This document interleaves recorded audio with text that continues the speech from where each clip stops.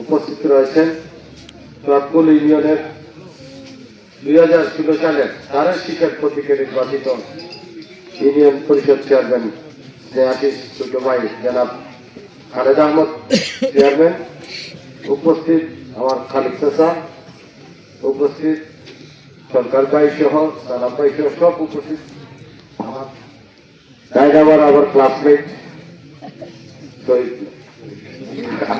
ভাই, আমরা দাদা শহীদ হই সহ উপস্থিত নেতৃবৃন্দ, আমার সম্পর্কে উপস্থিত আমার ময়মুরুবিয়ান যুব সমাজ, ছাত্র সমাজ ও আমার প্রাণ প্রিয় শ্রমিক ভাইরা, আসসালামু আলাইকুম। আমরা সবাই এখানে এসেছি আগামী 12 তারিখ আমরা প্রতীক্ষিত অনেক দিনের প্রতীক্ষার পর আমরা একটি সুষ্ঠু নির্বাচন পেতে যাচ্ছি।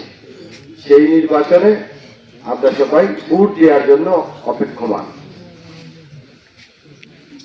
আমরা যেখানে এসেছি, আমি এদিকেও নদী, পশ্চিম দিকেও নদী, পূর্ব দিকেও নদী, আমরা মোটামুটি একটা দ্বীপের মধ্যে অবস্থান করছি।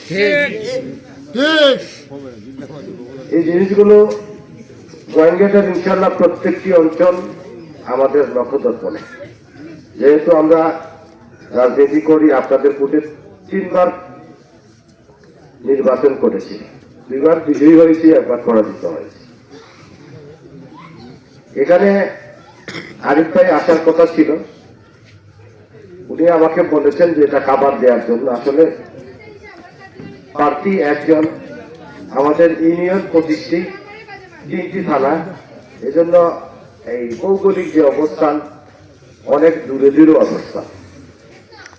শুধু গোয়েঙ্গাট উপজেলাটাই আপনার মেহেরপুর ডিস্ট্রিক্টের থেকে বড়। মেহেরপুর ডিস্ট্রিক্টের আয়তন হলো 452 বর্গ কিলোমিটার, আর আমাদের হলো 455 বর্গ কিলোমিটার। এই হিসাবে প্রার্থীর পক্ষ থেকে আমাদেরকে পাঠিয়েছেন। আমি শুধু আপনাদের কাছে এইটুকুই বলবো, আমরা যে প্রার্থী পেয়েছি, প্রথমেই মহান রব্বুল আলামিনের কাছে শুকরিয়া জানাই, ধন্যবাদ জানাই, কৃতজ্ঞতা জানাই দেশনেত্রী মরহুমা বেগম খালেদা জিয়াকে। উনি ডেকে নিয়ে আরিফ ভাইকে এখানে মনোনয়ন দিয়েছেন। আপনারা বিশ্লেষণ করলে পাবেন যে এই মুহূর্তে সিলেট বিভাগে যে 19টি আসন রয়েছে, সেই 19টি আসনের মধ্যে সবচেয়ে যোগ্য ব্যক্তি আরিফ ভাই। উনি 2 বার মেয়র থাকাকালীন অবস্থায় উনি অনেক দিন, যেভাবে আমরা নির্যাতিত হয়েছি 18 সালে, এর আগে আমি 3 বার, এই সরকারের আমলে আমি 3 বার জেলে গিয়েছি। 18 সালে আপনারা অনেকের সাথে আমরাও ছিলাম, এখানে যারা আছেন চেয়ারম্যান বৃন্দ সবাই কিন্তু আমরা জেলে গিয়েছি। উনিও ওনার এই সরকারের আমলে প্রায় 6 বছর জেল খেটেছেন। উনি নির্যাতিত মানুষ। আমরা যদি এখানে আমাদের দেশনেত্রী বেগম খালেদা জিয়ার সম্মান রাখতে, উনি আজকে নেই, আল্লাহ যেন ওনাকে জান্নাতুল ফেরদৌস দান করেন, উনার সম্মানার্থে আমরা যদি এই আসন থেকে সর্বোচ্চ ভোটে আরিফ ভাইকে বিজয়ী করতে পারি, তাহলে ইনশাআল্লাহ আমরা ওনাকে মন্ত্রী হিসাবে পাব। আর উনি খুব কাজ পাগল লোক। আমরা দেখেছি উনার নতুন যারা এমপি হবেন তাদের শিখতে শিখতে 5 বছর লাগবে।